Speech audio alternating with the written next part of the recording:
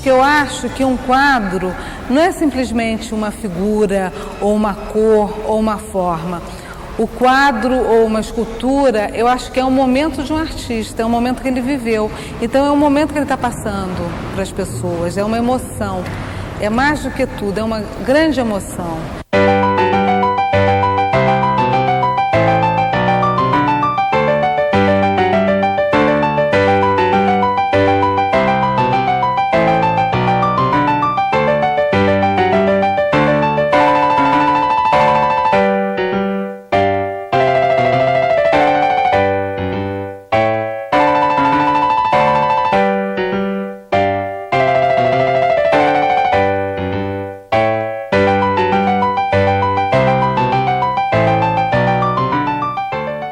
As pessoas sempre me perguntam muito por que agora eu estou pintando o corpo feminino. Eu sempre pintei o sacro, né? Eu fiz 2 exposições sobre o caminho de Santiago de Compostela, porque eu fiz a peregrinação em 1990. E nesse momento eu também voltei, eu tive um retorno na minha vida, que foi voltar assim, o meu tempo integral para a pintura. Porque nesse momento eu estava com uma editora, tinha um centro cultural lá em Botafogo. Eram coisas que me completavam, mas estava faltando esse meu lado, que eu fazia eventualmente, mas fazia mais como um hobby. E quando eu cheguei desse caminho, eu resolvi fazer essa exposição em 1993, que foi o Ano Santo do Caminho de Santiago. Nesse Ano Santo, eu fiz toda uma exposição montada, como se as pessoas estivessem fazendo o caminho. Elas andavam por estradas, como se fosse na Espanha. Eu pintei um mapa no chão, tinha toda uma ambientação, incenso, uma música sacra tocando, e eram as catedrais do caminho.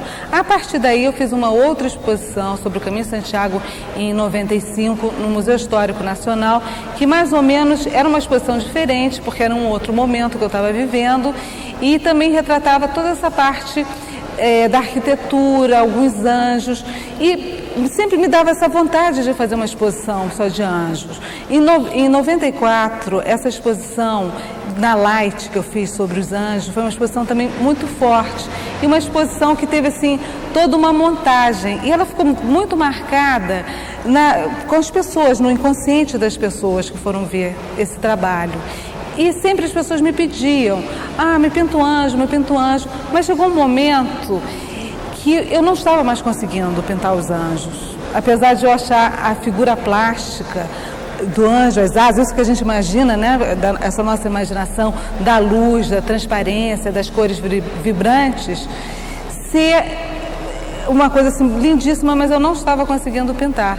E eu tinha alguns desenhos a lápis de figuras femininas, eu falei, vou desenvolver esse meu lado, que é o nu, né? São detalhes do corpo feminino. E fiz 4 quadros, e fiz em preto e branco, monocromático, que é uma coisa também para mim totalmente nova, porque eu sempre usei muitas cores nos meus trabalhos.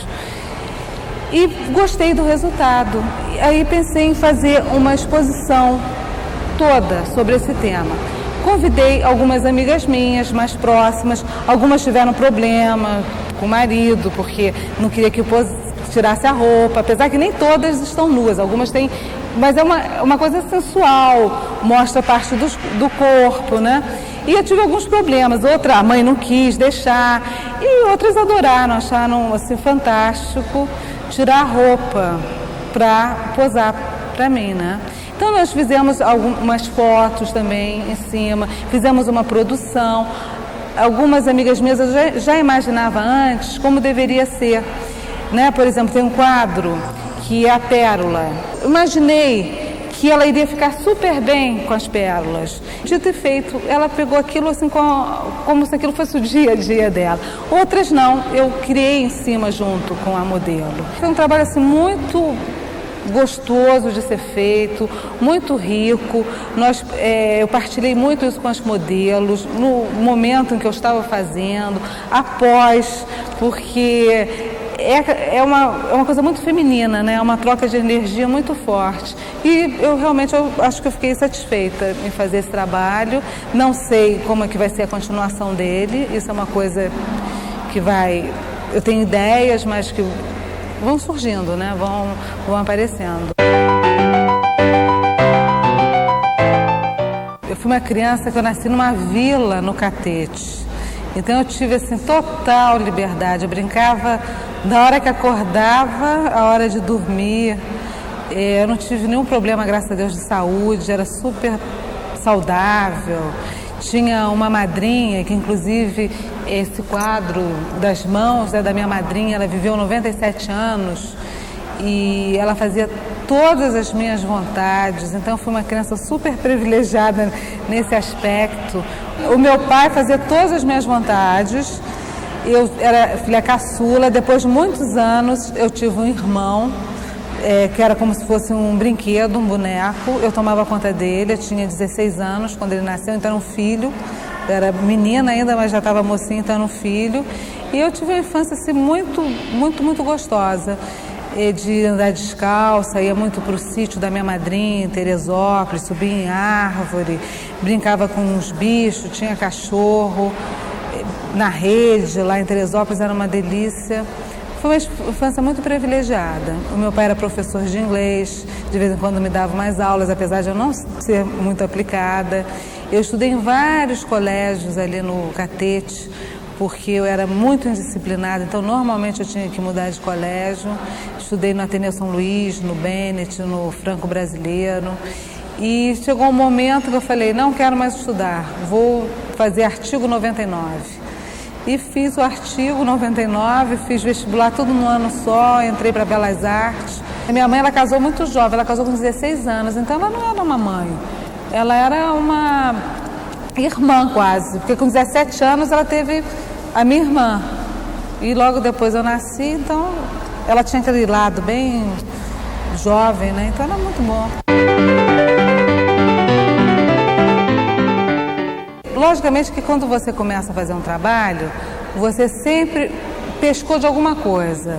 Não dá assim para sair do nada, pelo menos no meu caso. Eu sempre eu vejo um quadro de um artista que eu admiro, eu digo, essas cores são bonitas, mas na hora que você vai fazer, você, por mais que você tente copiar, eu acho que não dá para você copiar. Você pode se aproximar, você pode dali partir para uma ideia e daquela ideia ela se multiplicar em 10, 20, 100 ideias. E eu tenho, logicamente, que eu tenho pintores que eu tenho assim, que eu amo, que eu tenho uma profunda admiração. Velázquez, por exemplo, eu adoro. Van Gogh, acho maravilhoso. Salvador Dalí, são bem figurativo, né? Eu gosto, o meu momento atual é bem figurativo, apesar que eu comecei, ao contrário, normalmente, de outros pintores, eu comecei pelo abstrato. Eu tenho uma série de coisas abstratas, mas eu tive uma necessidade muito grande de passar pelo figurativo e eu acho que vai chegar um momento que eu vou começar também a diluir esse figurativo. E tem um pintor espanhol que eu gosto muito também, que são as cores. Eu gosto muito de cores, apesar que o meu momento atual é monocromático. É o Sorolla. Eu adoro o trabalho dele, eu tenho assim, uma verdadeira paixão de olhar os quadros, de olhar as marinhas, figura dos pescadores na praia, das crianças, brincando ali, aquela pintura, aquele sol, aquela luz de Andaluzia, né? Aquela coisa bem forte. Eu gosto muito. Mas é sempre um clique que dá para começar a fazer alguma coisa, é sempre um clique. É uma visão que eu tive de alguma coisa, até no cinema. Você vê uma imagem de um filme, você acha bonita aquela fotografia. Eu acho que no momento o meu trabalho está muito próximo da fotografia.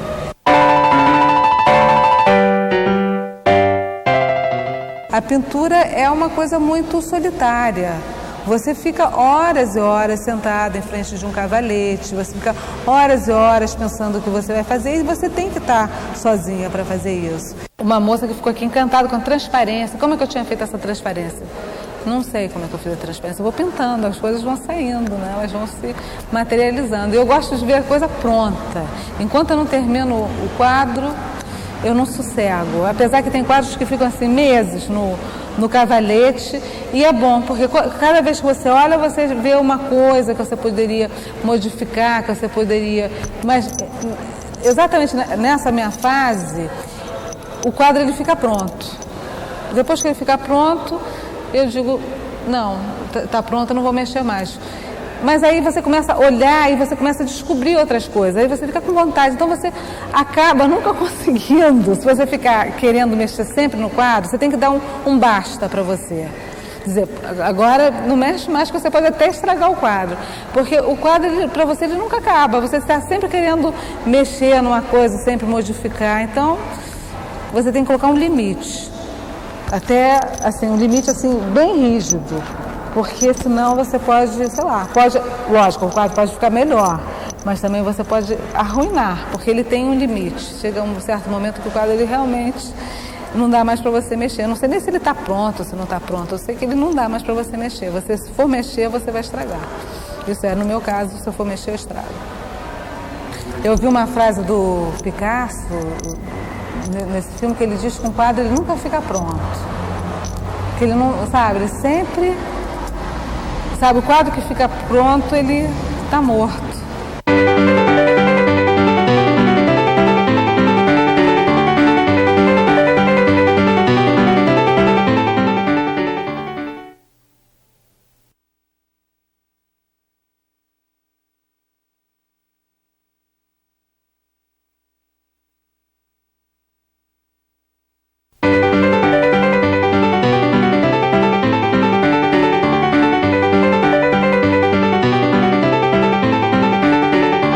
Essa relação do nosso casamento é muito rica, porque o Paulo ele usa a palavra, né? Ele usa a experiência dele, as coisas que ele faz, para passar para as pessoas através dos livros, né? Toda a sua vivência. E eu pinto, né? Eu passo através da imagem. Agora, sem sombra de dúvida que eu interfiro no trabalho dele, ele interfere no meu, isso não tem como não interferir. Por exemplo, o Caminho de Santiago foi uma coisa muito forte na vida do Paulo. Ele, a partir do momento que ele fez o Caminho de Santiago, em 86, ele se tornou escritor. Ele voltou, ele antes, ele compunha, escrevia letras de música, ele era um jornalista, mas ele não tinha escrito ainda um livro de sucesso. A partir do Diário de um Mago, que ele se tornou escritor, que ele começou a fazer o que ele queria fazer na vida dele, a sua lenda pessoal. Então, logicamente que isso me serviu assim como o maior exemplo. Tanto que quando eu quis voltar a pintar, somente a pintar, a desenhar, me entregar arte plástica, e eu falei, eu tenho que ter um rito também de passagem, eu tenho que fazer alguma coisa muito forte para que isso aconteça na minha vida. E eu copiei, eu achei que funcionou com ele, iria funcionar comigo. Eu fui fazer o Caminho de Santiago. Ele foi também teve outros motivos, ele foi com guia, ele foi porque ele tinha que buscar a espada dele, ele foi acompanhado, foi diferente. Eu não, eu fui porque eu quis ir, eu fui sozinha, eu fiz os 80 quilômetros, não, 800 quilômetros a pé, e todos os dias eram dias assim, de comunhão com Deus, para eu voltar a pintar e conseguir, porque é difícil, você está acostumado com um tipo de vida. Teve também o nosso encontro com o anjo no deserto do Mojave, em que ele escreveu o livro As Valquírias. Tanto que isso influenciou no meu trabalho, tanto que eu fiz a exposição dos anjos. Não tem como você conviver com uma pessoa, o dia a dia, e você não se influenciar. E eu não influenciar ele também. Eu leio os livros dele quando ele está escrevendo. Algumas vezes eu leio desde o início e outras vezes, por determinadas circunstâncias, eu leio no final. Chego, dou uma opinião sobre um personagem, que eu acho que deve ser assim, que eu acho que fica melhor. Ele, logicamente, muitas vezes, ele acata. E muitas vezes não, isso vai depender do que ele sente, né? E a mesma coisa acontece com os meus quadros. Ele às vezes não, normalmente ele interfere, diz, gostei, está ótimo, ou diz, olha, não gostei, esse rosto, a sombra não está boa, ele interfere assim no quadro. E se eu achar que ele tem razão, eu vou mexer. Se eu achar que não, que eu estou com a razão, que vai continuar daquele jeito, também vai continuar daquele jeito, mesmo ele não gostando. Mas eu escuto e começo a prestar atenção naquilo que ele me disse, seriamente, né? E eu acho que é impossível você conviver com a outra pessoa e não deixar ela influenciar a sua vida. Ainda mais que eu também sou uma pessoa religiosa, sou uma pessoa muito mística, o Paulo também. Então nós vivemos em função dos sinais do dia a dia. Então é impossível não deixar se influenciar.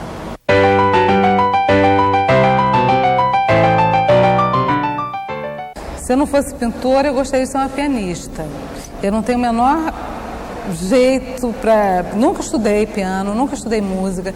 Eu sei que eu tenho um péssimo ouvido, porque eu não guardo de cabeça, às vezes, uma música de um filme, que é uma coisa que normalmente todo mundo guarda. Para mim, eu tenho uma certa dificuldade, mas eu acho o piano uma coisa assim tão maravilhosa, tão bonita. Eu admiro tanto uma pessoa que toca, que também foi assim, uma coisa que, de criança, que eu ficava fingindo que eu tocava um piano imaginário, mas eu nunca estudei, não sei se eu teria jeito. Eu acho que se eu tivesse jeito, eu teria forçado e teria aprendido, né, depois de adulta. Eu acho que essas coisas você não consegue fugir delas. Você pode até não persistir, porque a persistência é uma coisa difícil, mas você experimentar, você começar, eu acho que eu teria feito. Eu, quando começo um quadro, eu tenho que terminar aquele quadro. Ele pode ficar meses, mas ele vai ficar lá dependurado em algum lugar para ficar todo dia olhando para ele. E eu não gosto de pintar 2 quadros ao mesmo tempo. Eu tenho que pintar um de cada vez. Às vezes até acontece, mas é muito difícil. Eu começo um quadro e o meu ritual é esse. Eu começo e termino. Ele pode levar uma semana, pode levar um mês, pode até levar um ano, mas eu tenho que começar e terminar para mim poder começar outro. Eu não gosto. É como ler um livro. Eu não gosto de ler 2 livros ao mesmo tempo. Eu não gosto de pintar um quadro 2 ao mesmo tempo. Não consigo.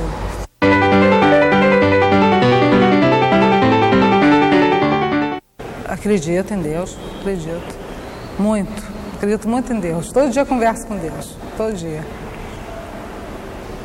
Tem uma porção de coisas assim, que eu gostaria de fazer. É difícil, né? Porque eu vou pensando e vou fazendo. Então, eu sempre tem uma coisa que eu tenho vontade de fazer, mas quando eu tenho vontade de fazer, eu vou realizando, né?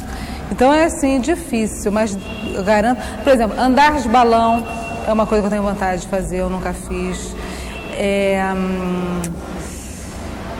Por exemplo, escalar montanha, eu tinha vontade de escalei, né? Viajar... Eu sempre viajei muito, eu gosto muito de viajar. Deixa eu ver, é difícil. Eu acho que normalmente, quando eu tenho vontade, eu faço logo. Eu sou rápida nas coisas que eu tenho vontade. A não ser que seja impossível, né, de se realizar, não tenha como. Mas quando a gente quer, a gente sempre dá um jeitinho e consegue fazer. O Hélio Oiticica, ele era primo do meu pai. Não era nem assim um primo de primeiro grau, era primo de segundo ou terceiro grau. E como toda a família, você acaba não conhecendo todo mundo, às vezes não se dá assim, não por nada, mas porque a vida vai levando cada um para um canto e você acaba não conhecendo. E o Hélio, ele é mais ou menos da idade do meu pai, eu acho, se ele estivesse vivo, né? Ele seria da idade do meu pai. Então eu não tive infelizmente, eu não conheci o Hélio Oiticica. O Paulo, meu marido, conheceu, conviveu com ele em Nova York. Ele tinha um apartamento lá onde ele tinha uns ninhos, uma coisa muito assim criativa, como é próprio dele. Eu visitei uma exposição dele muito bonita e também foi assim, por acaso eu estava em Barcelona, vi um cartaz, Hélio Oiticica, na Fundação Tapi, uma exposição lindíssima, super bem montada. O trabalho da Hélio Oiticica, acho que é um trabalho que precisa ser bem mostrado, né? Porque não é um trabalho, não é uma coisa que você coloca numa parede simplesmente, é um trabalho que as pessoas vestem, que as pessoas usam, né? Os parangolés. Inclusive, num carnaval de alguns anos atrás, eu e minha sobrinha, nós desfilamos com o parangolé do Hélio Oiticica. E para mim foi muito assim, emocionante visitar essa exposição lá em Barcelona. Era uma exposição itinerante que tinha estado na França, vinha da Holanda, ia para a Gulbenkian, em Portugal. Então foi muito emocionante, e na hora que eu fui comprar o catálogo, que era em espanhol e em catalão, eu dei um cartão de crédito, né? E a moça da caixa viu o meu nome igual e até comentou: mas que emocionante, você está aqui, né? Um parente seu, que coisa maravilhosa. Eu falei: realmente foi uma maravilha ver aquela exposição.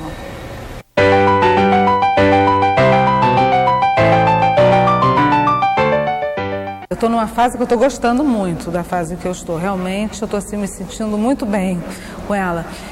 Eu acho que no momento que a gente está naquela fase, a gente gosta, senão a gente, pelo menos eu tentaria modificá-la se eu não estivesse gostando. Mas, às vezes, você não consegue tudo o que você quer num determinado tipo de material, num determinado momento da sua vida. Um quadro preferido é difícil, porque até na hora de você escolher um quadro para colocar no convite, não é uma coisa muito fácil, porque em cada quadro você tem um tipo de relação diferente. Um quadro você diz assim: não, esse quadro fica bonito no convite porque ele mostra todo o corpo, vamos dizer, no meu caso, todo o corpo, então vai dar uma noção geral. Então você fica às vezes filosofando por coisas que não é só o aspecto plástico. E também, às vezes um quadro ao vivo é uma coisa, e também quando você passa para a fotografia é outra. Então é muito difícil. Eu gosto de todos os quadros. Sempre numa exposição tem um quadro que todas as pessoas, a maior parte das pessoas, um ou dois quadros que todas as pessoas gostam. E todas as pessoas querem comprar aquele quadro, todas as pessoas falam daquele quadro. É impressionante. E aí você acaba também um pouco preferindo mais aquele quadro, mas de uma maneira geral, todos os quadros, eu gosto de todos os quadros.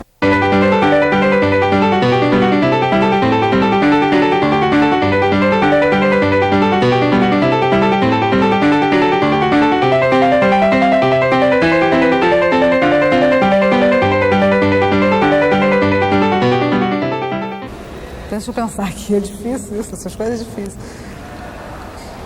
Eu acho que Cristina Oiticica é uma pessoa que sonhou em ser uma pintora e que persiste, tem muita persistência e que ama a vida. Eu gosto muito de viver, eu acho que a vida o dia a dia é um eterno combate, mas é um combate doce, é um combate bom. Eu acho que vale a pena, acho que vale super a pena construir as coisas e amar muitas pessoas.